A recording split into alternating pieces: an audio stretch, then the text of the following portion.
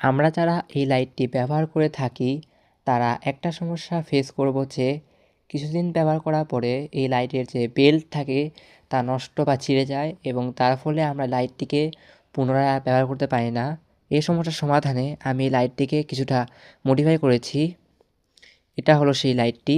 এই লাইটটির বেল্টটি ছিঁড়ে গিয়েছিল এবং এর ফলে আমি এই লাইটটিকে কিছুটা মডিফাই করেছি এবং মডিফাই করার পর দেখতে পাচ্ছেন যে এই লাইটটি দেখতে অনেক সুন্দর লাগছে এবং এটি দেখতে কিন্তু মনে হচ্ছে না যে এটি আমরা বানিয়েছি, মনে হচ্ছে এটা মার্কেট থেকে কিনেছি আমরা। দেখতে পাচ্ছেন যে এটি মডিফাই করার ক্ষেত্রে আমরা পিছন দিকে একটি প্লাস্টিকের ফ্রেম ইউজ করেছি। এই ফ্রেমটি হলো মূলত সাইকেলের যে মাঠখাটের যে একটি অংশ থাকে পিছনে, ওটার অংশ।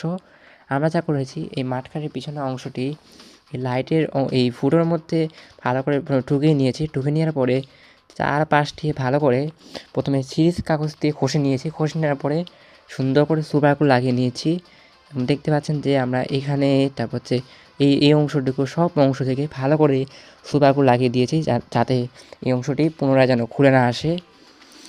এর পরবর্তীতে আমরা এই লাইটটিকে আমাদের সাইকেলে সুন্দর করে স্ক্রুর মাধ্যমে আটকিয়ে নিয়েছি এবং লাইটটা লাগানোর পরে সাইকেলের লুকটা অনেকটা এরকম আসতেছে।